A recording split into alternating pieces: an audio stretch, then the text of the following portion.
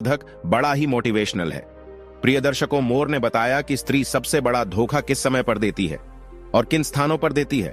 प्रिय दर्शकों, इससे पहले आप हमारे चैनल में पहली बार आए हैं तो चैनल को सब्सक्राइब करें, बेल आइकन को प्रेस करें और अच्छे अच्छे कमेंट किया करें ताकि हर आने वाले वीडियो का नोटिफिकेशन सबसे पहले आपको मिले और आप उन वीडियो का फायदा उठा सकें। चलिए शुरू करते हैं। प्रिय दर्शकों, आज की ये प्यारी सी कहानी, ये प्यारा सा वीडियो बहुत समय पहले की बात है। एक जंगल में एक वटवृक्ष के नीचे एक मोर और मोरनी का झुंड रहा करता था। उन मोर और मोरनी के दिलों में बहुत प्रेम था। बहुत समय से वे आपस में मिलजुल कर रहते थे। उन दोनों में आपस में इतना प्रेम था कि दूर दूर तक उन दोनों की प्रेम की चर्चाएं हुआ करती थीं। प्रिय दर्शकों, एक दिन की बात है। किसी विवाद को लेकर के मोर और मोरनी में आपस में झगड़ा हो गया और जब मोर और मोरनी में बहुत झगड़ा होने लगा तब मोर कहने लगा कि मोरनी, मैं जानता हूं कि संसार में सबसे बड़ा धोखा स्त्री किस समय देती है, किन स्थानों पर देती है और क्यों देती है, और इस संसार में सबसे बड़ी पापी और विश्वासघाती स्त्री होती है। इस तरह की बात सुन के वे मोरनी कहने लगी, क्या मतलब है?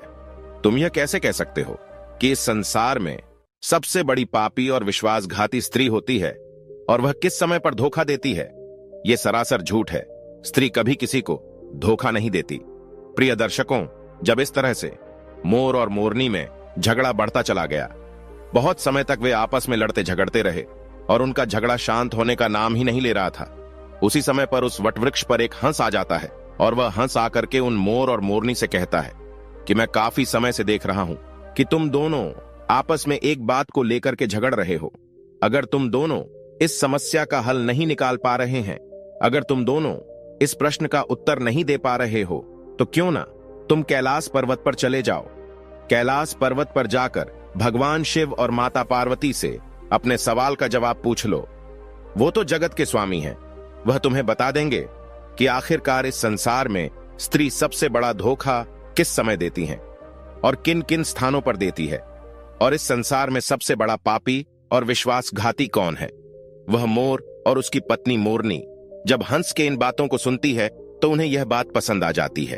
वो हंस की बात को मान करके कैलाश पर्वत की ओर उड़ते हुए चले जा रहे थे और चलते चलते ही मैं कैलाश पर्वत पर पहुंच जाते हैं और भगवान शिव के चरणों में लौट जाते हैं। भगवान शिव को प्रणाम करते हैं, कहते हैं कि हे भगवान, आप तो जगत के स्वामी हो, आपने पूरा संसार बनाया है, आप हमारे एक प्रश्न का उत्तर दे दीजिए। तब मोरनी कहने लगती है कि हे प्रभु, ये मोर कह रहा है, इस संसार में सबसे बड़ा धोखा स्त्री देती है और किस समय पर देती है, किन स्थानों पर देती है, ये इसे मालूम है। इसके कहने का मतलब है कि संसार में सबसे बड़ी पापी और सबसे बड़ी विश्वासघाती स्त्री होती है। प्रिय दर्शकों, इस तरह से वे मोरनी भगवान शिव से कहने लगती है। प्रिय दर्शकों, कि यह कहानी आपके जीवन को पूरी तरह से बदल कर रख देगी। इस कहानी में वह ज्ञान छुपा हुआ है। इस ज्ञान को पाने के लिए हम लोग दर दर भटकते रहते हैं, तरह तरह की कथाएं सुनते हैं, लेकिन आज वही ज्ञान इस कथा में आपको कुछ ही समय में मिल जाएगा।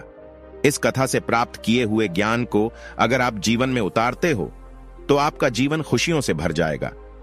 आपके जीवन में गरीबी नहीं रह सकती, मैं यह विश्वास के साथ कह सकता हूं। तब भगवान शिव मोर से कहने लगते हैं कि मोर, तुम कैसे साबित कर सकते हो इस संसार में स्त्री सबसे बड़ा धोखा किस समय देती है और किन किन स्थानों पर देती है, और इस संसार में सबसे बड़ी पापी और विश्वासघाती स्त्री होती है, तुम कैसे साबित करोगे? तब मोर कहने लगता है कि हे भगवान, मैं आपको एक कहानी सुनाऊंगा। इस कहानी को सुनने के बाद में यह साबित हो जाएगा कि स्त्री सबसे बड़ा धोखा किस समय देती है और किन किन स्थानों पर देती है, और इस संसार में सबसे बड़ी पापी, सबसे बड़ी विश्वासघाती स्त्री होती है। तब भगवान शिव कहते हैं कि ठीक है मोर, तुम कहानी सुनाओ। मैं तुम्हारी कहानी को पूरे गौर से सुनूंगा और फिर उसी से साबित होगा कि आखिरकार तुम सच बोल रहे हो या झूठ बोल रहे हो। इस संसार में स्त्री सबसे बड़ा धोखा किस समय पर देती है, यह दुनिया को भी पता चल जाएगा। वह मोर कहानी शुरू करने ही वाला था कि तभी वहां पर माता पार्वती आ जाती हैं और वह कहती हैं कि हे प्रभु, मैं भी कहानी सुनना चाहती हूं, मैं भी ये देखना चाहती हूं कि आखिरकार स्त्री अपने पुरुष को सबसे बड़ा धोखा किस समय पर देती है। मैं भी ये जानना चाहती हूं कि आखिरकार इस संसार में सबसे बड़ा पापी और विश्वासघाती कौन होता है। वो पुरुष होता है, वह स्त्री होती है, और किन कारणों से होते हैं। इस तरह से माता पार्वती भी कहानी को सुनने लगती है। तब वह मोर भगवान शिव को साक्षी मानकर कहानी सुनाने लगता है। कहने लगता है कि हे प्रभु, एक राज्य में एक उग्रसेन नाम का राजा राज करता था। उस राजा की 4 बेटे थे और उसके चारों बेटे बहुत ही ज्यादा बहादुर और बड़े ही प्रतापी थे। लेकिन प्रभु, सबसे बड़ा बेटा जिसका नाम विश्वजीत था, वह न केवल प्रतापी था बल्कि दिखने में भी बहुत ही सुंदर था। उसके सबसे बड़े बेटे विश्वजीत की पत्नी रत्नावती थी, जो देखने में बड़ी ही सुंदर और बड़ी ही रूपवान थी। वो अपने आगे किसी दूसरी स्त्री को सुंदर नहीं मानती थी। एक दिन की बात है, राजा उग्रसेन ने अपने बेटे विश्वजीत के लिए किसी बात पर नाराज होकर के अपने राज्य से उसे निकाल लेने का आदेश दे दिया। प्रिय दर्शकों, राजा की ऐसी बातों को सुनकर सभी इस बात को लेकर बड़े ही चिंतित हो गए। इधर उसके बाद में फिर विश्वजीत अपने महल में आ गया और अपने महल में जाकर के वह बड़ा ही हताश और निराश हो गया। उधर विश्वजीत को उदास देख करके विश्वजीत की पत्नी ने पूछा, हे स्वामी, आखिर आप इतने हताश निराश क्यों हैं? आखिर तुम्हें कौन सा दुख है? आखिर आपका चेहरा इतना मुरझाया क्यों है? आपका चेहरा इतना मुरझाया क्यों दिख रहा है? एक राजकुमार होकर के आखिर आप इतने चिंतित क्यों दिख रहे हैं? तब उसी समय पर विश्वजीत सोचने लगा, मैंने बहुत बुरा किया है, मैंने बड़ा गलत किया है, और अपने मन की सारी बातें अपनी पत्नी रत्नावती को बताने लगता है। रत्नावती को सारी बातें समझा देता। विश्वजीत की बातों को सुन करके उसकी पत्नी उसी समय पर मूर्छित हो जाती थी, और जब वह मूर्छित हो जाती है तो विश्वजीत बड़ा घबरा जाता है और फिर उसके मुंह पर जल के कुछ छींटे डालता है। सोचने लगता है कि मैंने बहुत बड़ा गलत कर दिया है, इसको यह बात बताकर मैंने बहुत बड़ी गलती कर दी। कहा यह फूलों में पलने वाली, और कहा मैंने इसको इतनी गंभीर बात बता दी। इसके हृदय को बहुत बड़ा आघात लगा है। जब राजकुमार विश्वजीत उसको जल के छींटे डालता था, तब कहीं जाकर के रानी रत्नावती को होश आ जाता है, और जब वह होश में आती है तो रत्नावती अपने पति विश्वजीत से कहने लगती है, आप मुझ दासी को छोड़ करके परदेश के लिए चले जाएंगे तो फिर भला मैं आपके बिना कैसे जी पाऊंगी? हे स्वामी, मैं भी आपके साथ में ही जंगल में चलूंगी। अपनी पत्नी की बात सुनकर के तब राजकुमार विश्वजीत कहता है, हे प्रिय, आखिर तुम मेरे साथ में कैसे चल सकती हो? क्योंकि तुम्हें पता नहीं है, दूसरे राज्यों में अनेक प्रकार की मुसीबतें और संकट होते हैं। तुम इतने अच्छे, सुंदर और नरम नरम महलों में रहने वाली हो, तुम गलीचों पर चलने वाली हो, तो महलों के बिना इस मुसीबत को कैसे बर्दाश्त कर पाओगी? प्रिय दर्शकों, फिर तो राजकुमार विश्वजीत की बात को सुनकर के रानी रत्नावती कहने लगती है कि पिया जी, कितने भी दुख परेशानी दूसरे राज्य में हमें आएंगी, ऐसा सब हमारे साथ होते हुए भी हमें सुख से अधिक सुखमय लगेंगे। पिया जी, आपको पता नहीं है, महल के सुख आपके बिना जंगल के दुखों से भी डरावने लगेंगे, उससे भी अधिक दुख मुझे देंगे। इसलिए पिया जी, आज मैं आपके साथ ही चलूंगी। इधर मोर कहने लगता है कि हे प्रभु, रानी रत्नावती की आंखों में आंसू देख करके विश्वजीत ने अपने मन में सोचा कि मेरी पत्नी मेरे बिना जीवित नहीं रह सकती, वह अकेली यहां नहीं रहेगी, इसलिए आज मुझे अपनी पत्नी को ऐसी अवस्था में छोड़कर जाना सही नहीं होगा। इन सभी बातों को सोच करके राजकुमार विश्वजीत अपनी पत्नी रत्नावती से कहता है कि हे प्रिय, तुम उदास मत रहना, आज हम तुम्हें अपने साथ में लेकर के जंगल में चलेंगे। विश्वजीत की इन बातों को सुनकर के रत्नावती भी एकदम से प्रसन्न हो जाती हैं और अपने पति के साथ में जाने की तैयारी में जुट जाती है, तैयारी करने लगती हैं। अगली सुबह के लिए वे दोनों पति पत्नी राज्य से निकल के एक जंगल में पहुंच जाते हैं और दोनों चलते चलते बहुत दूर निकल जाते हैं। तो दोनों चलते चलते बहुत थक भी चुके थे। फिर वह जंगल में एक बरगद के वृक्ष के नीचे विश्राम करने का निर्णय ले लेते हैं। वे दोनों लंबे सफर के कारण बहुत ज्यादा थके हारे हुए थे। उस समय पर ठंडी ठंडी हवा के झोंके भी चल रही थी। उसी समय ठंडी ठंडी हवा के झोंकों में उन दोनों पति पत्नियों को नींद भी आ गई। लेकिन प्रिय दर्शकों, कुछ देर के बाद में वहीं पर एक जहरीला सर्प आकर के रानी रत्नावती को काट देता है। और इधर मोर कहता है कि हे प्रभु, अब आगे भी सुनिए। जब उस जहरीले सर्प ने रानी रत्नावती को डस लिया तो रानी रत्नावती एकदम से तड़पने लगी। पत्नी को दर्द से कराता हुआ देख करके विश्वजीत की आंख एकदम से खुल गई। तब विश्वजीत रानी को तड़पता हुआ देख करके और सांप को जाता हुआ देख करके एकदम से घबरा जाता है। राजकुमार विश्वजीत बहुत बेचैन हो जाता है प्रिय दर्शकों, ऐसे दृश्य को देखते ही उसकी आंखों के सामने उसकी पत्नी की मृत्यु हो गई। इस प्रकार से अपनी पत्नी को मरी हुई देख करके विश्वजीत ऊंचे ऊंचे स्वर में विलाप करने लगा। उसका रोना धोना सुनकर के जंगल के शेर, भेड़ियां और आदि जानवर उसे खाने के लिए आने लगे। फिर राजकुमार विश्वजीत ने अपने दिल पर पत्थर रख करके यह निश्चय कर लिया कि इस जंगल में मेरी जीवन संगिनी ही मर गई है, तो फिर भला मैं जी करके क्या करूंगा। आज मैं अपनी पत्नी के बिना इसी जंगल में अपने प्राणों को भी त्याग दूंगा।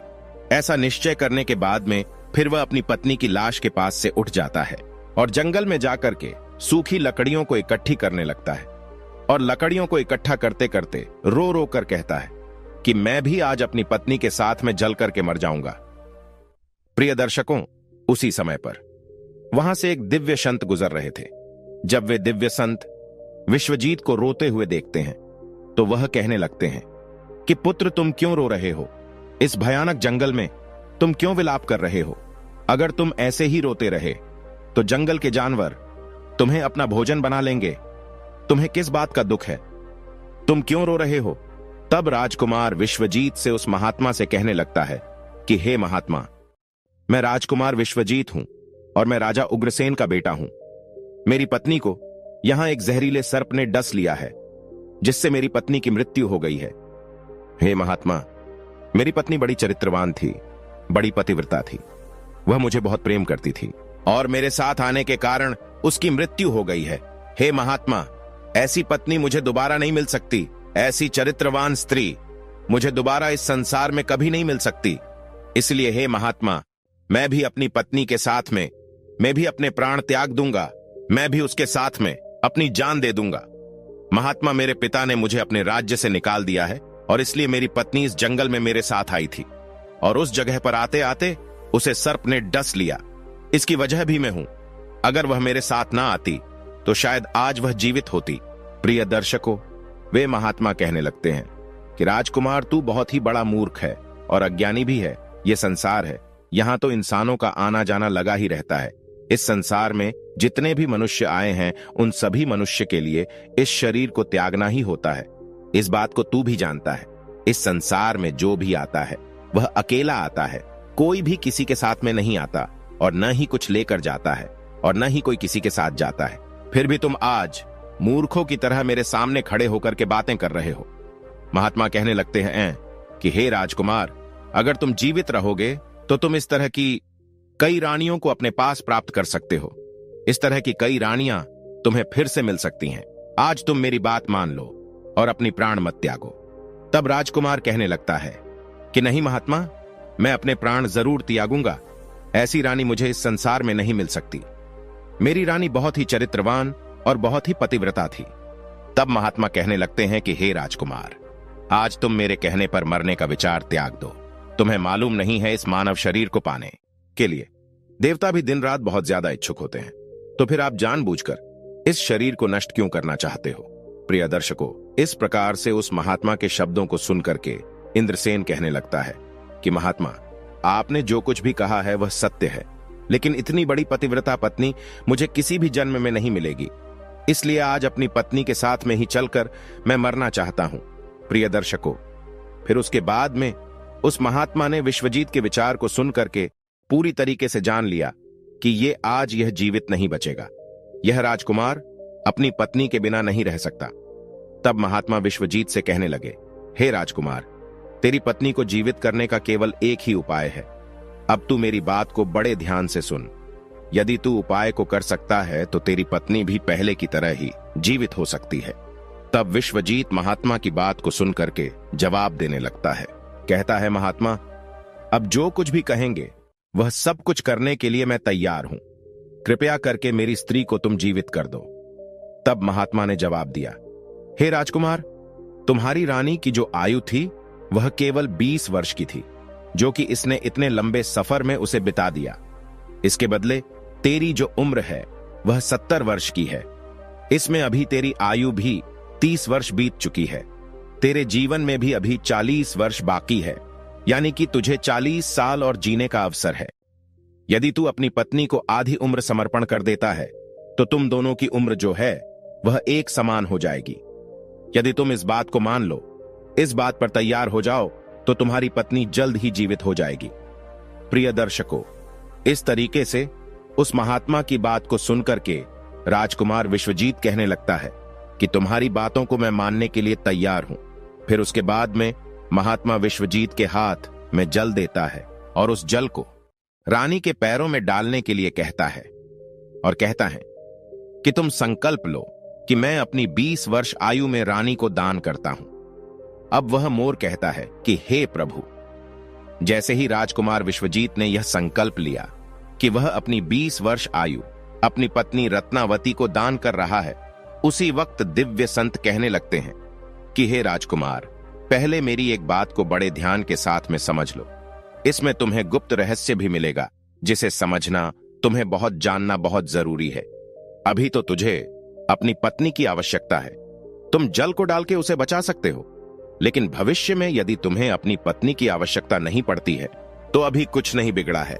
तुम अपने संकल्प को वापस ले सकते हो, और जब तुम उस संकल्प को वापस ले लेते हो, तो उसी क्षण से तुम्हारी पत्नी की मौत हो जाएगी। उसी क्षण इसकी मृत्यु निश्चित है। परंतु राजकुमार, एक बात को तुम हमेशा याद रखना, इस संकल्प को वापस लेने की बात अपनी रानी से कभी मत कहना, नहीं तो तुम अपने संकल्प को वापस नहीं ले सकोगे। वे महात्मा कहते हैं कि हमेशा याद रखना, मनुष्य को जीवन में कुछ बातें छुपा करके रखनी चाहिए, क्योंकि कभी कभी यह बातें कुछ काम आ सकती हैं। प्रिय दर्शकों, फिर तो ऐसा कहकर राजकुमार विश्वजीत ने अपनी पत्नी को 20 वर्ष आयुदान दे दी। राजकुमारी रत्नावती वहां पर उठकर बैठ खड़ी हो गई।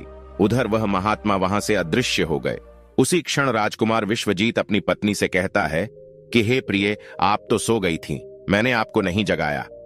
फिर उसके बाद में विश्वजीत अपनी पत्नी से कहने लगा, तुम बहुत ज्यादा थकी हारी हुई थी, इसलिए मैंने तुम्हें नहीं जगाया। इधर मोर कहने लगता है कि हे प्रभु। इस प्रकार से राजकुमार विश्वजीत ने अपनी पत्नी से ये सारी बातें छुपा ली कि सर्प ने तुम्हें काट लिया था और तुम मर गई थी। इन बातों को विश्वजीत ने अपनी पत्नी से गुप्त ही रखा। इधर वह मोर कहने लगता है कि फिर वहां से विश्वजीत अपनी पत्नी को लेकर के आगे बढ़ जाता है, और कई दिनों के बाद उसने बहुत ही सुंदर स्थान को देखा।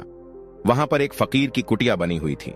वहां पर वह पहुंच गए तो वहां पर उन्होंने देखा कि एक सुंदर सा फकीर वहां पर बैठा हुआ हुक्का पी रहा है, और इधर दोनों पति पत्नी बहुत ज्यादा थके हारे हुए थे, इसलिए वे दोनों उस फकीर के पास में जाकर के बैठ गए।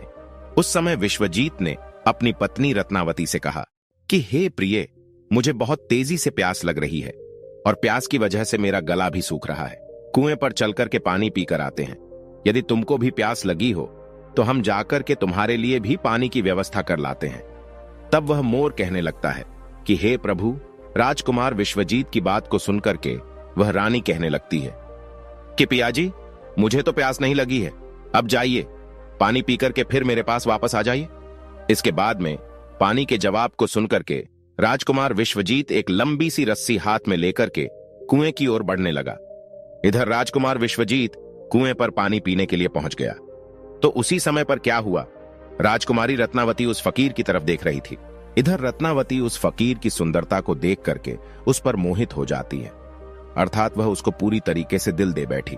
अब राजकुमारी रत्नावती उस फकीर से कहती हैं कि हे फकीर, आप तो यहां पर बड़ी खुशी से रहते हैं, बड़ी मौज से रहते हैं। तब वह फकीर कहने लगता है कि हे राजकुमारी, तुम भी यहां पर मेरे साथ बड़ी मौज से रह सकती हो।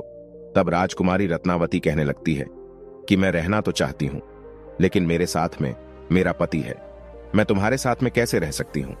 प्रिय दर्शकों, रानी की ऐसी बात सुनकर के वह फकीर समझ जाता है कि रानी उस पर आसक्त हो बैठी है। तब वह फकीर रानी रत्नावती के साथ में प्रेम लीला करने लगता है। तो उसी समय पर फकीर ने रानी से कहा कि आज मैं तुम्हें एक ऐसा उपाय बताता हूं। तुम्हारा पति इस कुएं पर पानी पीने के लिए गया है, तुम अपने पति को जाकर के उसी कुएं में ढकेल देना। इसके बाद में जो भी होगा हम उसे देखेंगे। इधर मोर कहता है।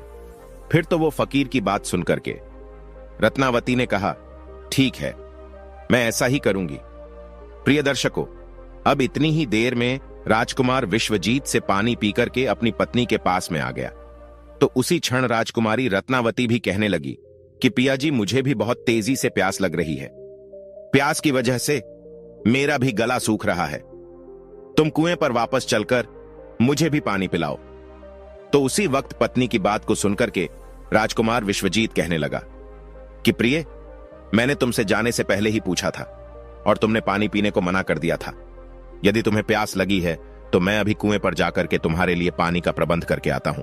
पत्नी से इतनी बातचीत करने के बाद में विश्वजीत कुएं पर पानी लेने के लिए चला गया। तब रानी भी उसके साथ में पीछे पीछे चल दी और कहने लगी, अब मैं यहां पर बैठकर क्या करूंगी, मैं भी तुम्हारे साथ पीछे पीछे चलती हूं। प्रिय दर्शकों, इधर वह मोर कहता है कि प्रभु, राजकुमार विश्वजीत जो था वह अपनी पत्नी के प्रेम में बहुत बुरी तरह पागल था। आखिर उसको यह कहां मालूम था कि मेरी ही पत्नी मेरे ही प्राण लेने के लिए मेरे पीछे पीछे आ रही है। प्रिय दर्शकों, हमारे विद्वानों ने सच कहा है, स्त्रियों के त्रिया चरित्र को देवता भी नहीं समझ पाए तो आखिर मानव क्या चीज है। स्त्रियों के जाल में अच्छे से अच्छे, बड़े से बड़े बुद्धिमान भी फंस जाते हैं। अब राजकुमार विश्वजीत कुएं पर जाकर के पानी भरने के लिए बाल्टी नीचे डालता है तो उसी क्षण राजकुमारी रत्नावती ने अपने पति विश्वजीत को धक्का मार दिया और उसे कुएं में धकेल दिया। और ऐसा करने बाद में खुद लौट कर करके उस फकीर के पास में पहुंच जाती है और वह फकीर उस रानी को अपने साथ में लेकर के एक राज्य में जाकर के रहने लगता है। वहां पर वह दोनों ही बड़ी हंसी खुशी के साथ में प्रेम पूर्वक रहने लगते हैं। उस फकीर ने उस रानी रत्नावती को बहुत ही अच्छा सा नृत्य करना सिखा दिया। अब तो वो रानी जो थी बहुत ही बड़ी बड़ी नृत्यांगना बन गई है, नगर में नाचने के मामले में सबसे ज्यादा प्रसिद्ध हो गई। इस तरीके से रानी के नृत्य रूप के कारण उस फकीर के पास में लाखों करोड़ों रुपए बन गए हैं। अब तो रानी जो थी उस फकीर के पास में बड़ी ऐशो आराम से मस्ती के साथ में रहने लगी। जिस समय रानी ने अपने पति विश्वजीत को उस कुएं में ढकेल दिया था, तब सहयोग से उस समय कुएं पर एक जंजीर कुएं में लटकी हुई थी। विश्वजीत ने कुएं में गिरते समय उस जंजीर को पकड़ लिया था और उस जंजीर को पकड़ करके लटका हुआ था। अब तो विश्वजीत उस कुएं में भगवान को याद करके सोचने लगा, हे प्रभु, क्या यही मेरे प्यार की सजा है। अब कुछ देर बाद में बंजारों की एक टोली वहां पर आ गई।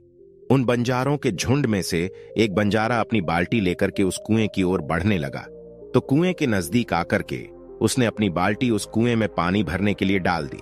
तब उसी समय पर विश्वजीत ने उस बाल्टी को अपने हाथों से पकड़ लिया। अब तो बंजारा इस दृश्य को देख करके एकदम से चौंक गया और उसने पूछा, हे भाई, आखिर तुम कौन हो। तब राजकुमार विश्वजीत ने जवाब दिया, भाई, मैं बड़ी मुसीबत का मारा हूं, कृपया करके मुझे यहां से निकालो और मेरी जान को बचा लो। यदि आज तुमने मेरी जान बचाई तो मैं तुम्हारा एहसान पूरी जिंदगी भर नहीं भूलूंगा। प्रिय दर्शकों, अब तो ऐसा कहकर के राजकुमार विश्वजीत उस बंजारे से प्रार्थना करने लगा, किंतु राजकुमार विश्वजीत की इस दुख और पीड़ा को देख करके उस बंजारा के मन में दया आ जाती है और वह सोचने लगा कि इंसान ही इंसान के काम आता है। और उसने विश्वजीत को उस कुएं से बाहर निकाल लिया और पूछा कि हे भाई, आखिर तुम कौन हो, आखिर तुम उस कुएं में कैसे गिर गए, मुझे अपना वृत्तांत बताओ। तब विश्वजीत ने जवाब दिया, हे भाई, मैं किस मुंह से अपना हाल आपको बताऊं। जो घटनाएं, जो मुसीबतें मेरे साथ में घटी हैं, भगवान न करे इस प्रकार की मुसीबतें फिर किसी के साथ में घटे। फिर विश्वजीत ने जवाब दिया, हे भाई, यदि तुम मुझसे इन बातों को जानना ही चाहते हो, मेरी परेशानी को जानना ही चाहते हो, तो सुनो, मैं आपको अपना कथन सुनाता हूं, अपनी बीती आपको सुनाता हूं।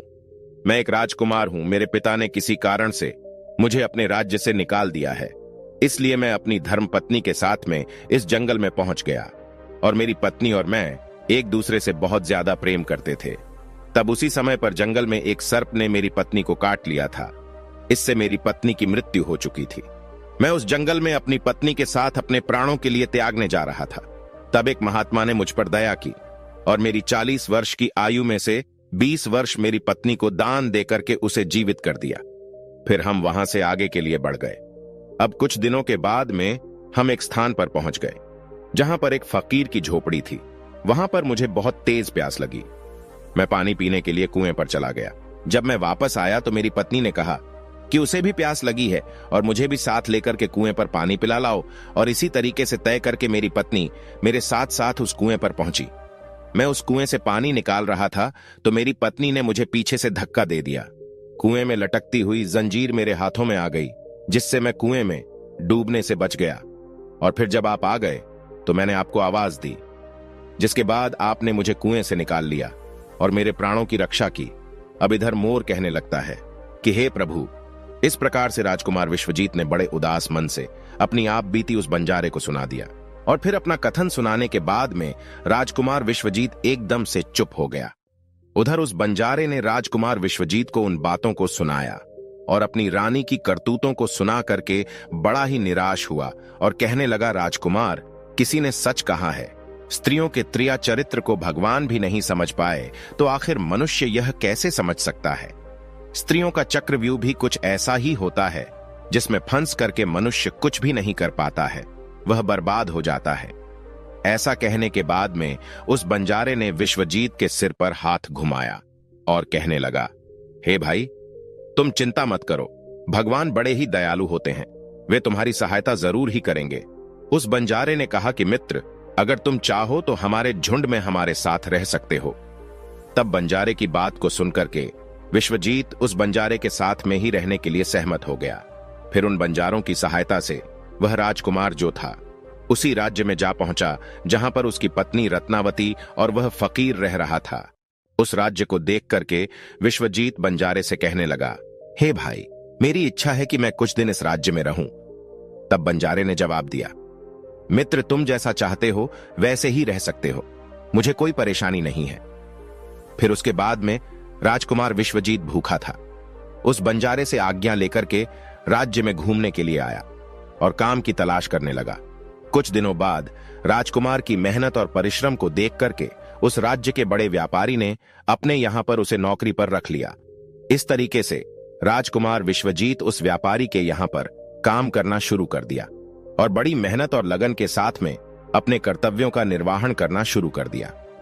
राजकुमार की मेहनत को देख करके उस व्यापारी ने राजकुमार विश्वजीत को बड़ा ही सम्मान दिया और धीरे धीरे करके उस राजकुमार को अपने यहां काम का एक मुनीम बना लिया। अब वह मोर कहता है कि हे प्रभु। अब इस प्रकार से राजकुमार विश्वजीत के दिन बड़े हंसी खुशी के साथ में कटने लगे। अब एक दिन उसी नगर के राजा के यहां पर राजकुमार विश्वजीत की जो पत्नी थी वह नृत्य कला का वहां पर प्रदर्शन करने के लिए प्रस्तुत हो रही थी। प्रिय दर्शकों, जब राजा के यहां पर राजकुमारी रत्नावती का नृत्य होने वाला था तब राजा ने उस शहर के सभी बड़े से बड़े व्यापारी अपने यहां पर नृत्य देखने के लिए निमंत्रण दिया था। बंधु राजकुमार रत्नावती के नृत्य की प्रशंसा उस पूरे नगर में हो रही थी। पूरे राज्य में वह सबसे बड़ी नर्तकी और सबसे प्रसिद्ध भी बन चुकी थी। तब सेठ राजकुमार विश्वजीत से कहता है कि मैं राजा के यहां पर नृत्य देखने के लिए जा रहा हूं, अगर तुम भी दरबार में चलना चाहते हो तो चल सकते हो। तब राजकुमार विश्वजीत कहता है कि क्यों नहीं, मैं भी इसी बहाने से नृत्य देख लूंगा। अगर मुझे भी तो पता चले कि इतनी खूबसूरत नृत्य का कौन है, इसकी पूरे राज्य में चर्चा हो रही है। इस प्रकार से राजकुमार विश्वजीत अपने सेठ के साथ में राजा के दरबार में पहुंच गया। तब रानी ने एक अप्सरा के समान दरबार में अपना नृत्य प्रदर्शन किया और बड़े ही आनंद भरे स्वर में कई गानों को उसने प्रस्तुत किया। अब तो उसके गाने को सुन करके वहां पर जितने भी लोग थे वह बड़े ही आश्चर्य में आ गए और सभी सेठ और विद्वान लोगों ने भी राजा के दरबार में सभी समाज के लोगों ने उसके नृत्य की बड़ी ही प्रशंसा की। तब उसी क्षण राजकुमार विश्वजीत ने भी अपने हाथ से एक अंगूठी उतारी, इसमें एक हीरा जड़ा हुआ था। उसने उस अंगूठी को उतार करके रानी रत्नावती को भेंट कर दी। उसके बाद में राजकुमारी रत्नावती ने उस अंगूठी को पहचान लिया और मन ही मन में विचार करने लगी, यह तो बहुत बड़ी आश्चर्य वाली बात है। आखिर मेरा पति तो जिंदा है और वह यहां पर पहुंच गया है। यदि उसने मुझे आज पहचान लिया तो वह मुझे जीवित नहीं छोड़ेगा। इसलिए मुझे कुछ ऐसा त्रिया चरित्र रचना चाहिए जिससे मेरे पति को मारा जा सके। अब तो राजकुमारी रत्नावती ने अपने मन में विचार किया, अब मैं यहाँ के राजा के लिए एक ऐसा सुरीला गाना और बड़ा ही अच्छा नृत्य दिखाऊंगी जिससे राजा प्रसन्न होकर के मुझे कुछ मांगने के लिए बोलेगा। तब मैं राजा से आदेश दिलवाकर उसे मरवा दूंगी। बाद में राजकुमारी ने एक बहुत ही सुरीला गाना और बड़ा ही मधुर नृत्य दिखाया। प्रिय दर्शकों, रानी की इस बसंत बहार को सुनकर के वह बड़ा ही प्रसन्न हुआ। अब तो रत्नावती से राजा कहने लगा, हे नृत्यिका, मैं तुम्हारे इस नृत्य को देख करके बड़ा ही प्रसन्न हूं। आखिर तुम मुझसे क्या मांगना चाहती हो?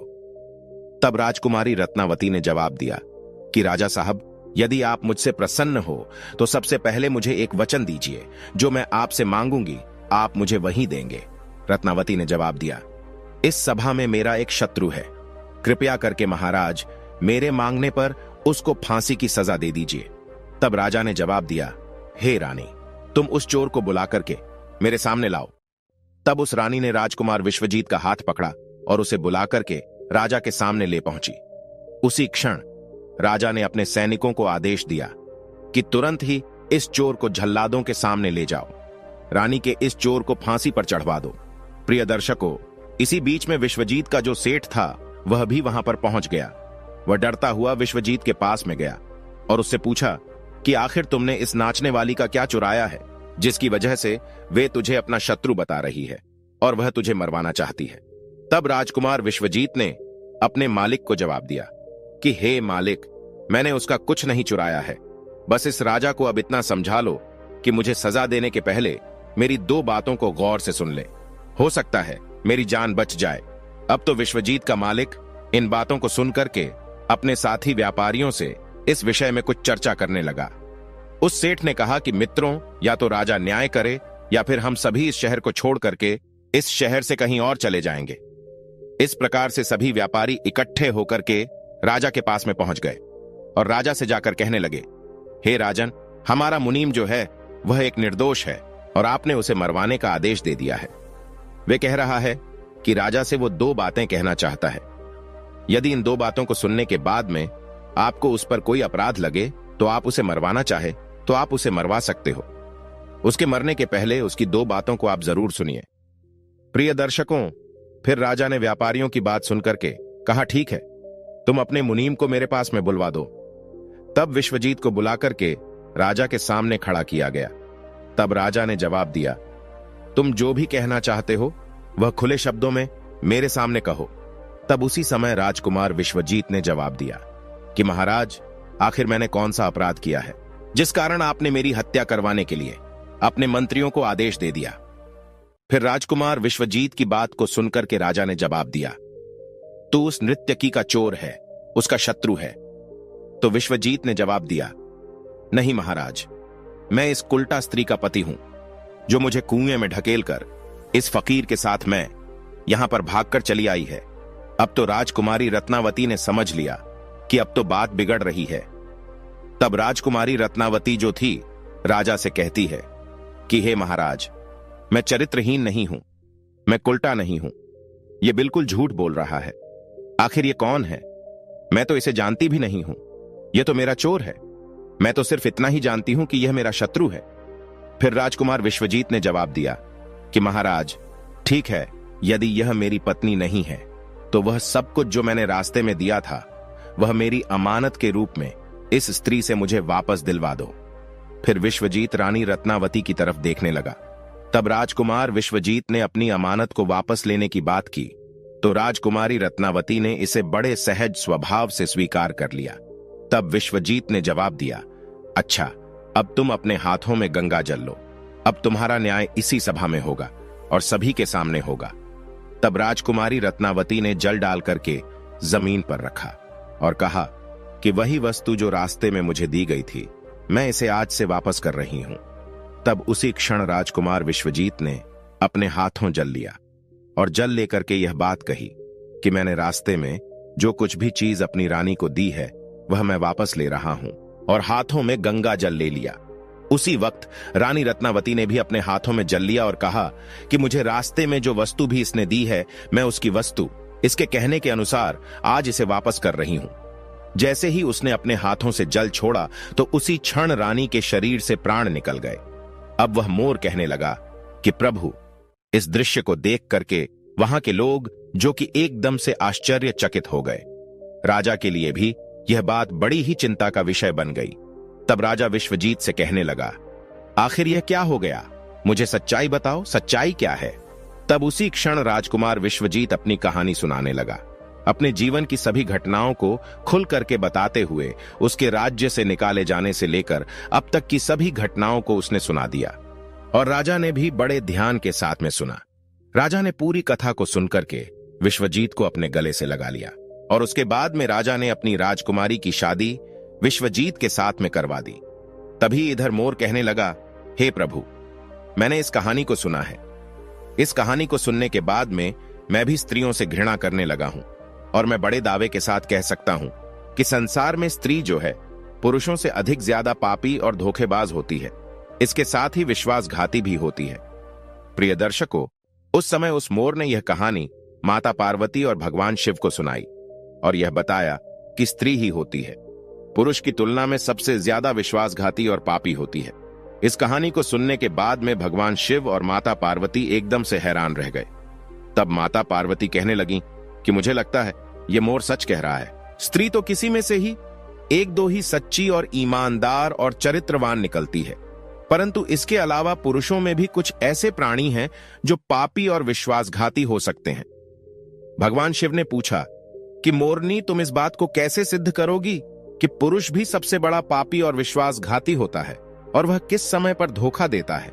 भगवान शिव की बात को सुनकर के मोरनी कहने लगी, प्रभु, मैं भी अब आपको एक छोटी सी कहानी सुनाती हूं, जिससे साफ साफ मालूम होगा कि स्त्री की तुलना में पुरुष सबसे ज्यादा पापी और दुराचारी होते हैं और धोखेबाज भी होते हैं, और वह किस समय पर धोखा देते हैं यह भी आपको पता चलेगा।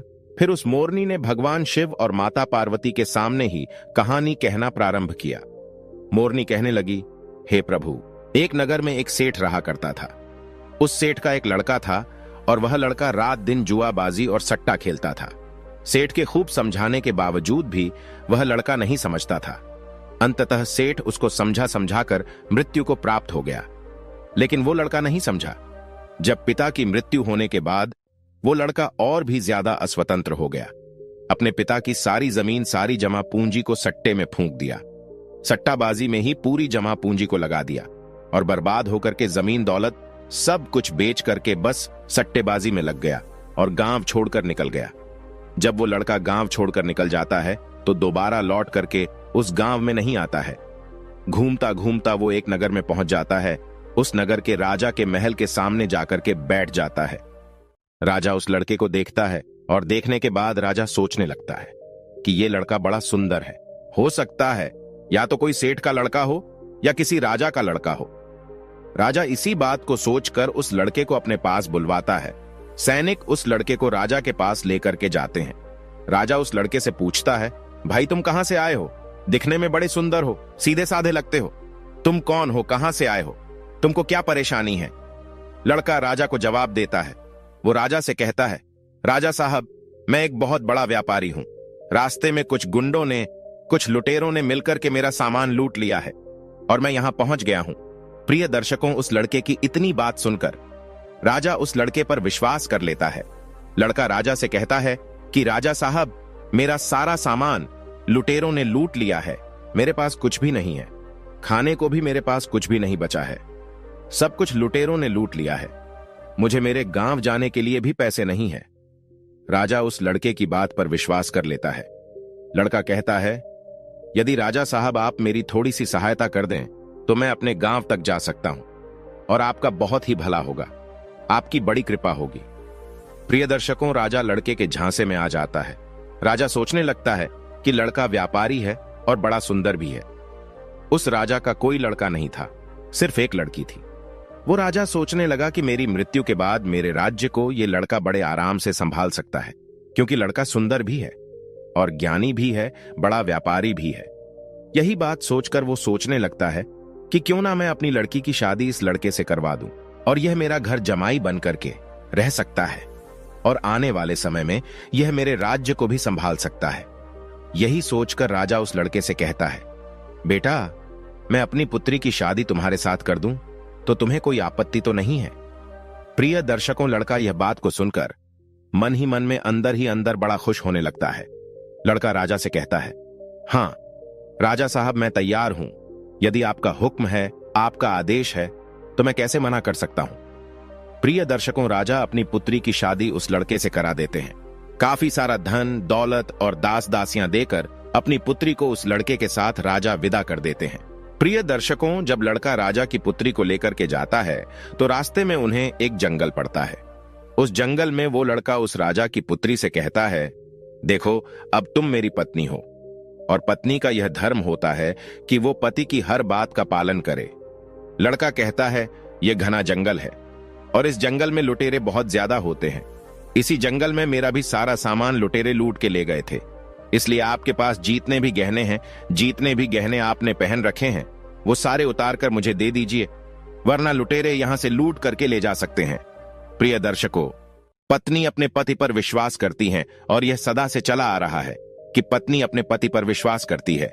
वो पत्नी भी अपने पति पर पूर्ण विश्वास करती थी, तो वो कहती है, ठीक है जी, यदि आप कह रहे हैं तो मैं अपने सारे गहने उतार करके आपको दे देती हूं। प्रिय दर्शकों, वो राजा की लड़की अपने सारे गहने उतार कर अपने पति को दे देती है। वह लड़का पत्नी के सारे गहने लेकर अपनी कमर में बांध लेता है। प्रिय दर्शकों, और राजा ने जितना भी धन दौलत दिया था उन सबको वो एक जगह इकट्ठा कर लेता है और रास्ते में आगे जाकर के वह विश्राम करने के लिए रुकते हैं। जब वह विश्राम करने के लिए रुकते हैं तो लड़का सभी दास दासियों को मार देता है और उस लड़की को पास ही में कुआं था, उस कुएं में धकेल देता है और वहां से सारा सामान लेकर के भाग जाता है। लड़का सोचता है कि सबको मार दिया है, पत्नी को भी कुएं में धकेल दिया है, तो पत्नी भी खत्म हो जाएगी और अब मैं इन पैसों से बड़े आराम से अपना जीवन व्यतीत करूंगा। खूब मैं जुआमबाजी करूंगा, खूब मैं सट्टा लगाऊंगा। यही सोच करके लड़का वहां से सारा सामान लेकर के भाग जाता है। प्रिय दर्शकों, लेकिन उस लड़के की पत्नी कुएं में खत्म नहीं हुई। उसने एक डाल को पकड़ लिया और जोर जोर से चिल्लाती रही कि मुझे कोई कुएं से बाहर निकालो। प्रिय दर्शकों, रास्ते में कुछ लोग जा रहे थे। उन लोगों ने उस लड़की की आवाज सुनी और उस लड़की को कुएं से बाहर निकाल लिया। लड़की वापस अपने राज्य में पिता के घर पहुंच जाती है।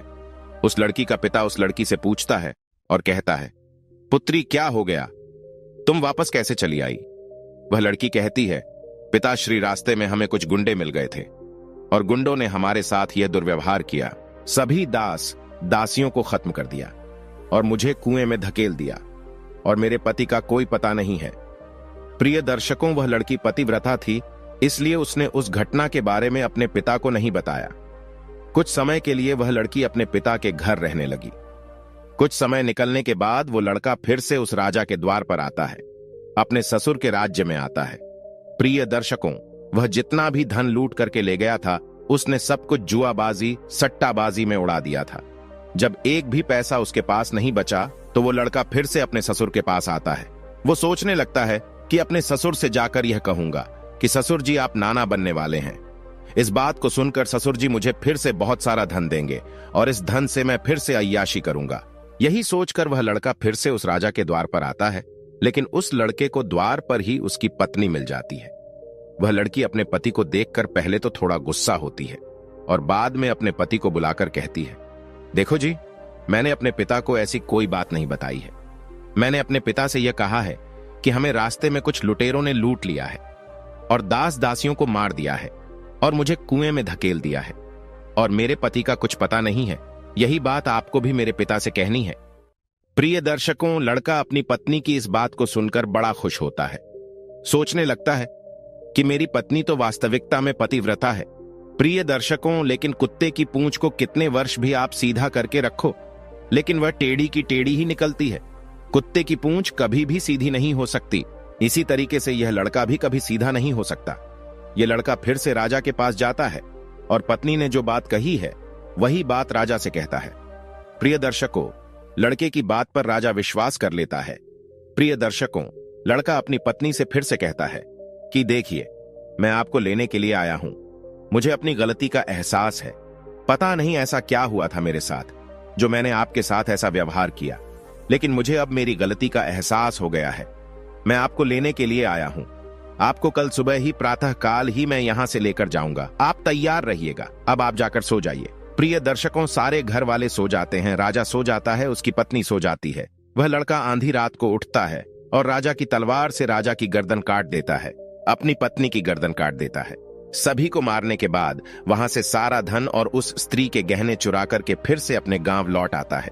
इस प्रकार से मोरनी कहने लगती है, अब आप बताइए कि संसार में सबसे बड़ा पापी और विश्वासघाती कौन है? अब न्याय आपके हाथ में है। अब आप ही बताइए कि इस संसार में सबसे बड़ा पापी और विश्वासघाती कौन है?